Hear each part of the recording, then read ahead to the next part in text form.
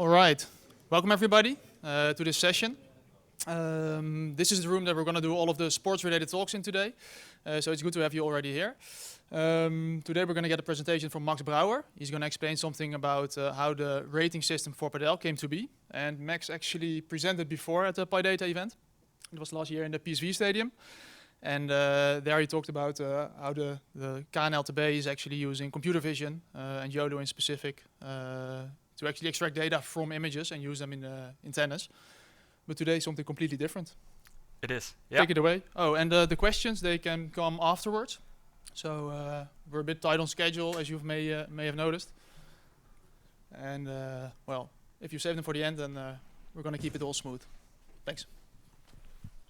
Okay. Good morning, all. Can you all hear me? Yeah. Okay. Good. Yeah. So my name is Max Brouwer. I work as data scientist for the Dutch Tennis and Padel Federation, and I'll be presenting on the newly introduced Padel rating system. But first, yeah, like was mentioned, I presented here before last year on how we use computer vision to extract information about the physical performance of our players during matches. And this conference was actually quite fruitful for two reasons for us. Firstly, Jule was moderator at our session last year, and we stayed in contact, and she actually ended up doing her master internship at us, where she made a beautiful analysis and dashboards for analyzing the serve behavior of our opponents in Davis Cup and Billie Jean King Cup matches. So that was great. So if we win next year, you know who to thank. And then secondly, there was this presentation from Rob Claessens. I haven't seen Rob yet. I'm not sure if he's here. Yeah. He's here. Is he also here? He's not here. He had a presentation where he talked about his journey on creating an AI model to predict cycling matches. And it was actually quite interesting and quite inspiring for me as well. So I made an AI model myself as well to predict cycling matches. It was called Lance AI Armstrong. I'm not too proud of the name, but it performed quite well. So I won 2 Tour de France competitions with it. So if I'll see him here, then I'll get him a drink. This presentation will be about Padel. Who isn't really familiar with Padel? Any hands? Okay, few hands. Okay, it's the minority, those expected. So Padel is sort of it's often been described as tennis in a little cage. It's always doubles, 2 versus 2. And it's really booming in the Netherlands. So it's growing a lot. And as a federation, we have now about 250,000 players within our system, within our ecosystem. And yearly, we sort of facilitate more than 280,000 matches a year. And this number is ever increasing. And all of these players have a rating. And our rating system, it's sort of an ELO-like system. We'll go through it later. If you start playing Padel at the federation, you probably start as a 9, which is the lowest level. And once you get better, once you play more matches, probably your rating will increase. And hopefully you'll reach the 1 spot at some time. And that will mean that you are amongst the best players in the Netherlands.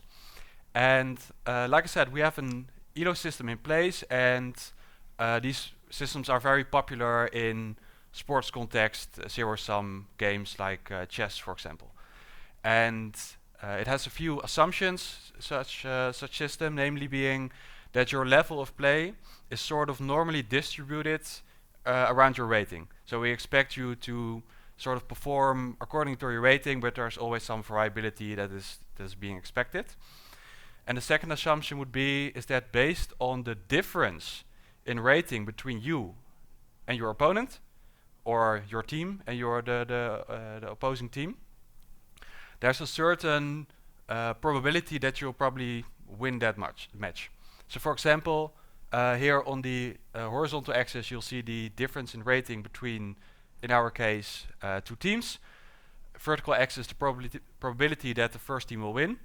And if there's a difference in rating between both teams of 0, then we expect about a 50% chance that you'll win the match. And if there's a difference of rating of 1 between 2 teams,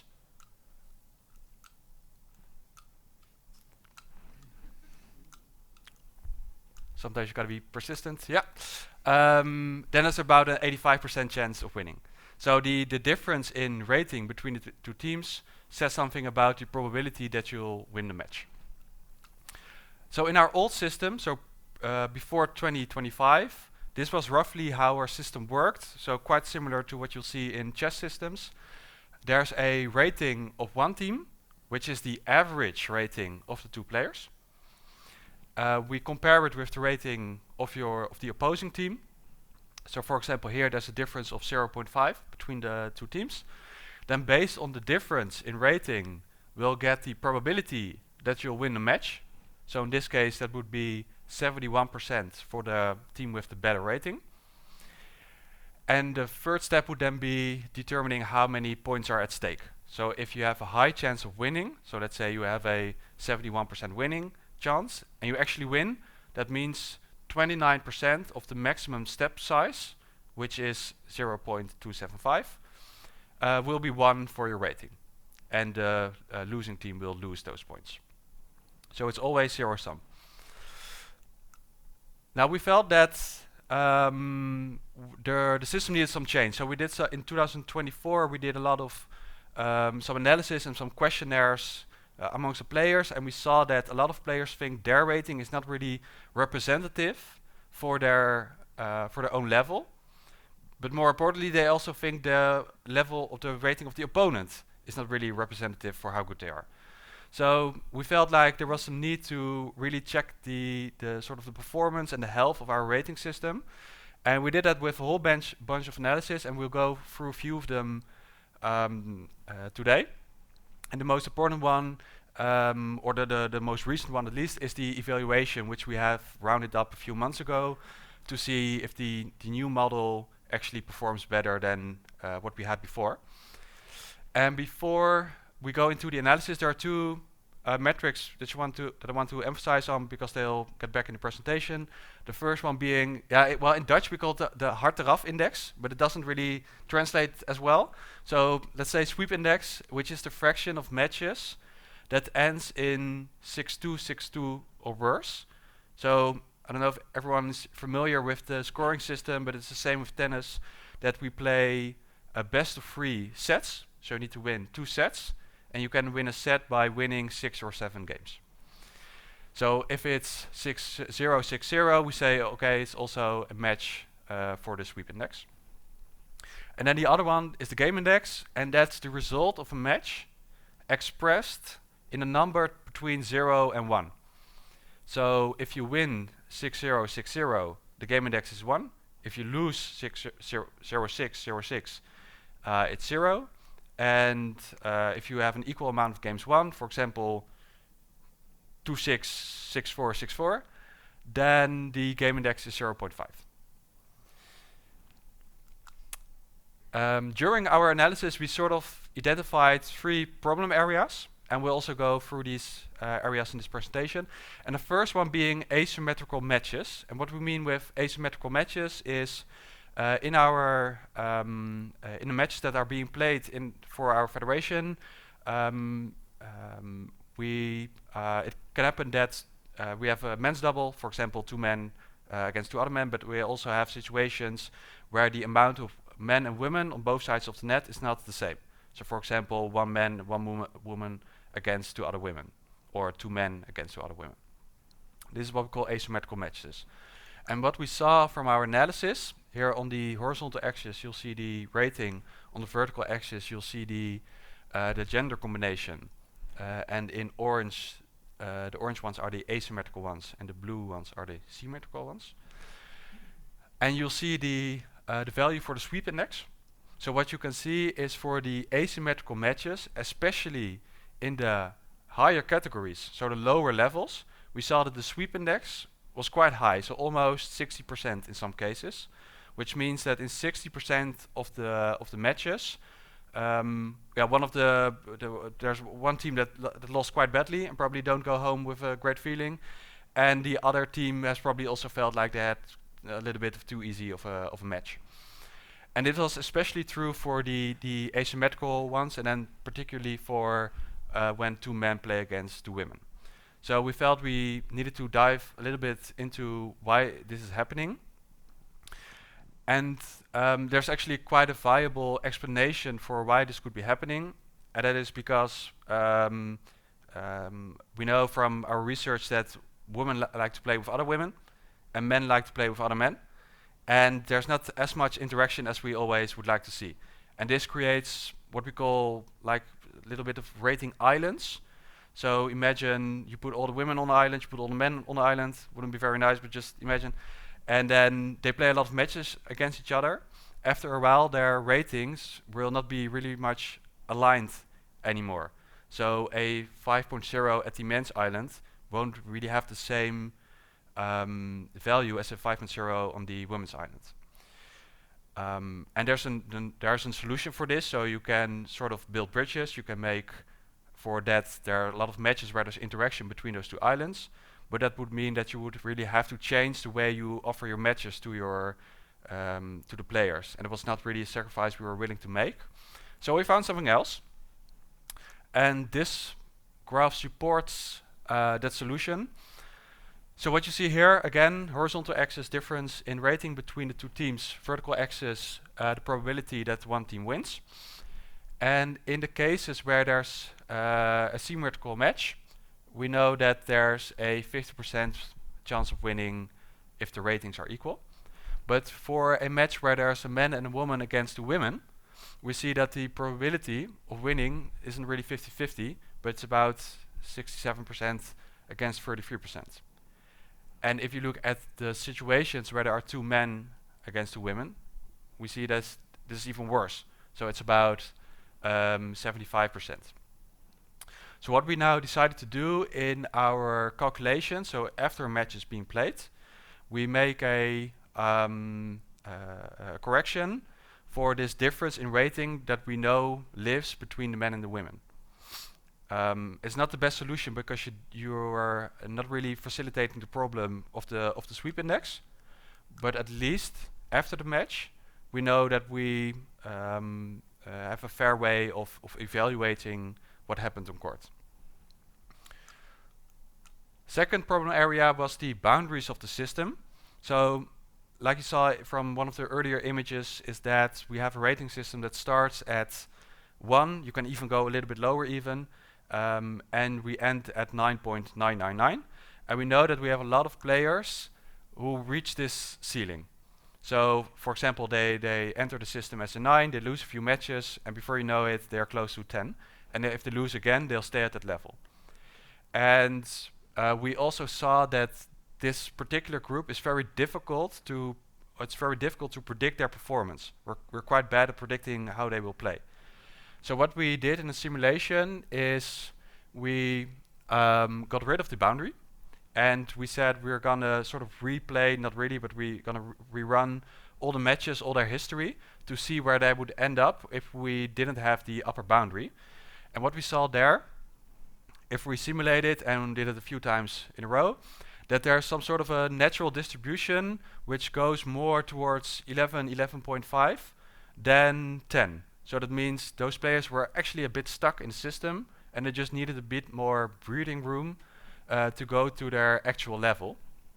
So what we did now is we set the boundary to 11 for this year. Maybe next year we'll go to 12 depending on how it goes. And what we already saw in the evaluation is that those players still lose a lot of matches. That's sad for them, but at least we can make better estimations of how they will perform, which means that they have a rating which fits them better than they had before. Third one is the speed of the system, and this is probably the most tricky and the most important one. So in a rating system, we think it's very important that the system is quick and that the system is stable. So what we mean by that is, for example, if there's a player who has a rating of 7.0, but he actually plays like a 4.0, so he's better than his rating says, we want him as quickly as possible towards the 4 because it's just littering the system. We don't want that. On the other side, if the player has a rating of 7.0 and he also has a level of 7.0, We want him to stay there and just not fluctuate too much. We're just happy for him to be there. And especially for the speeds, we've done some simulations. So what we did there is we made all these different kind of configurations of rating systems.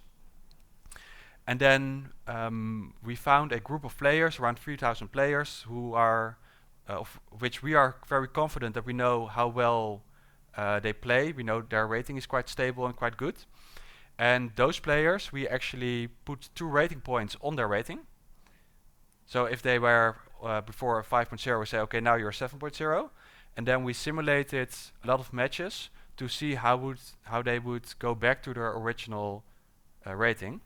And that we did for 9 different models with all these different kind of configurations. Won't go through those configurations, but it's good to know a few ones. The black one, model 1, was the original KNLTB rating calculation that we had before. Then the blue one is the same model but with a step size which is twice as high. And then the purple one is a completely game-based model in which you don't evaluate performance based on who's winning, but based on who's winning the most games. And we saw that this model, model 8, was already quite fast compared to his peers. But if you look at the step sizes of the simulations for the different models, you can see the black one behaves as we expected, so it has a average step size of about 0.1, the maximum step size of 0.27, like we said before. The blue one, also what we expected, is just twice as high. But then the purple one has quite low average step size. Although we saw that it is quite fast, even that it has this little step size.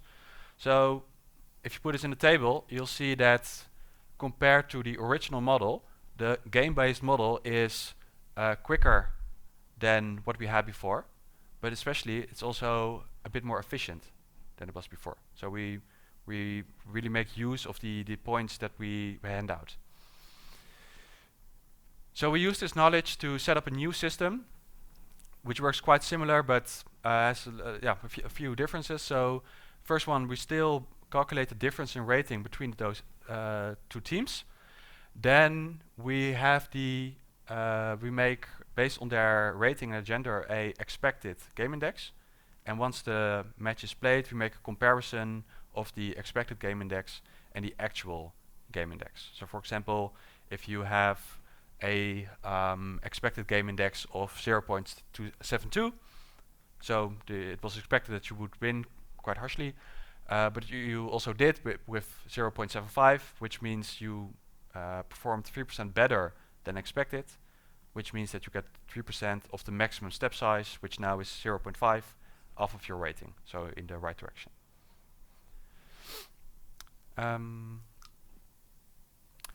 Then of course, after a while, we had run 6 months with this new model, and we're interested in, does it perform any better than the previous model? So do we need to make any adjustments? Are we fine? What do we need to do? And if you want to know the quality of such a rating system, you should actually just ask yourself the question, or ask the system the question, to what extent can the ratings explain what happened during a match?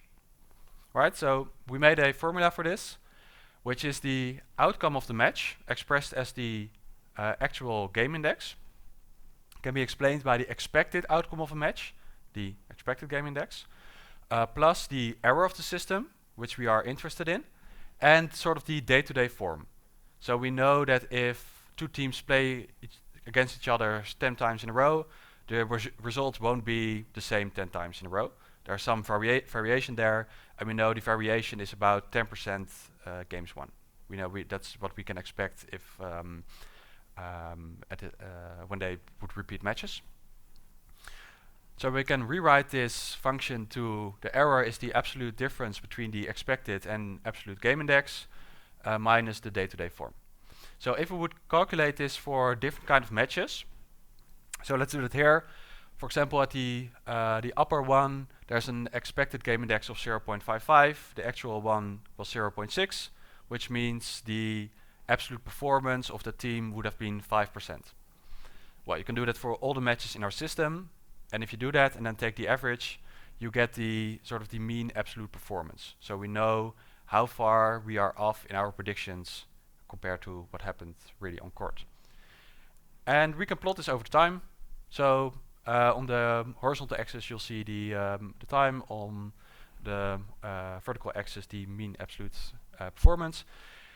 And we see that over time it's decreasing a bit, which is nice. It's going a bit faster now since 2025, since we've run with the new system, which is nice. However, it's still not really said that the change of system really causes this. It's not proof. And we also want proof if the choices that we've made have really improved the system. So what we did next is we set up a simulation in which we got the starting ratings of our players in 2025, made them sort of play their 6 months of matches again in the old system, and with those ratings we wanted to predict what would happen in July. And we did the same thing for our new model. And the idea behind it is of course that then you really got the isolated effect of only changing the system on how well we are in predicting what happens on court, so how well the ratings are. And what we saw here is that in our old model we would have been now at 22.2, but actually we're now at 20.1, which is better. We're going towards the right direction. And then we also wanted to know how it would be if we would start it a little bit earlier. So what we did afterwards is that we got the starting ratings of January 2024, simulated 1.5 years of matches, and then again made predictions on July 2025. And then we saw that we, with the new system, would have been at 18.5. So if we would started a little bit earlier, we would also be a little bit better now as well. Yeah, so the conclusions, the isolated effect of changing the system to a new one is that we are now 9.6% more accurate in predicting what happens on court. So we think the ratings are 9.6% better, and we also feel like there's some room for improvement once there are more matches being played. And the second thing, which is nice, that especially for the asymmetric matches, we see that this improvement is even more. So we are now 80.7% more accurate in predicting our matches. That was about it. Thanks for your attention.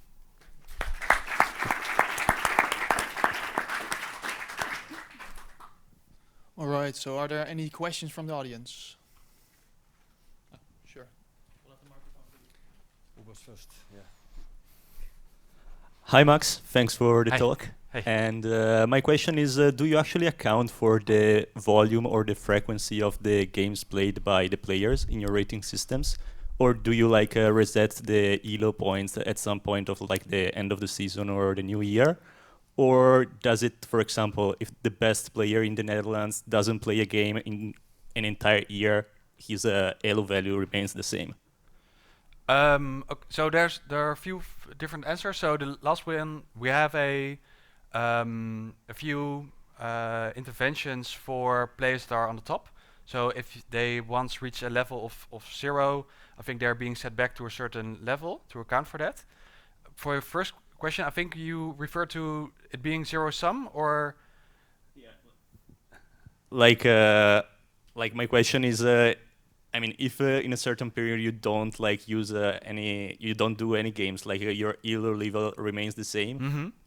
Basically, okay. Yeah, so what we see, we know from the youth players that if they don't play, they still get better because they're training a lot. So we have some acceleration values in place there, and I think the same is true for older players.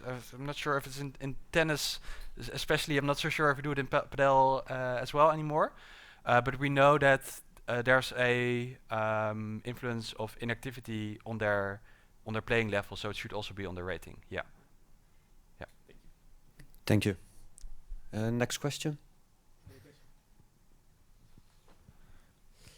Yeah, the question is about asymmetry, but then in a different way. You have a gender asymmetry, but there's also the asymmetry within the team. So if you have a good player and a bad player playing together, you take the average. Yeah. Is that the best approach? It's close to the best approach because we've done analysis on this, and we know that, for example, if there's a 5 and a 7 against two 6.0s, that the 5 and the 7 have about 5% more chance to win. So it's better to have the better player than that it is worse to have the worse player. But we thought this effect is so little that it's not really worth it to put it in a model and have to explain to everyone as well why that's the case. Okay, and the rating, does it change the same for both players then? It does, yeah. Do we have time for more questions? We do, okay. Okay, perfect. Thanks for the talk, Max. So I was wondering, so this model is for Padel, right? Yeah. So do you use like the same rating system for tennis, or do you see any differences between tennis and Padel on like what factors influence the system? Yeah, so for tennis we have the old system in place. The difference there is that we don't have the problem of asymmetry, because in tennis we only play men's doubles or men's matches, women's matches or mixed doubles. So there's not that much of an urge to also change it for tennis, but maybe in a while, if we think this is that effective, that we also do it for tennis. Could be. All right, thanks. More questions? You said on the earlier question about the asymmetry within the duo, that the amount of time it takes to explain everybody that it was not worth to include it. How much does these kind of things decide, or which models you build or use for the rating? So how difficult it is to explain to everyone? Is that a big factor? Yeah, so we know the more complex you make it, so if you put in factors like, for example, the asymmetry or where you live or stuff, the prediction of what happens in court probably gets better. So there's really good arguments to make it complex. However, we feel like there's some sort of a responsibility for us to be able to explain to our members why there's something happening with the rating, because we know they think it's very important. You should know how much emails and phone calls we get over it. So at the start of this process, we also got sort of the restriction that we didn't want anything that looks like a black box model. So if it looks for us, maybe it's not black box, but for a lot of members, well. So we said we want to stay away from there. Yeah. Thank you for the questions. Are there other questions? The last one. Last one. Okay. Yeah, so you mentioned one of the issues was the speed of the system in which time and adjust. I didn't really get where this problem actually came from. If it was like on certain rating levels or something, because I know that for different ELO systems they often then just change the K factor if it's just on a certain rating levels where the speed is not up to spec. Let's say like that. Yeah. So. Yeah. So what we see is when people are introduced in the system, often their rating doesn't really fit their level of play, and then there are a few options. And one of those options is indeed a higher K factor or a higher or some sort of professional rating. So we are looking into options there, but the problem is really with the newly introduced players and getting those sort of used in the system. But it's actually one of the options we're looking into. Yeah. Thank you. Thank you very much for all the questions. Perfect. So if there are any more questions, you can ask them to Max during the lunch break. Right now we've got a bit of a switch of schedule. So the talk that was planned to take place right now is going to be pulled towards the end of the day, just to kind of get the schedule back on track, so to say. So. Yeah. We will just move this one to the end, and then the rest can be on schedule. Yeah, but all the other talks are also on the same block are also okay. Yeah. So Perfect. normal schedule, then we're on time again. Perfect. So Big hand of applause for Max, and thanks for the attention.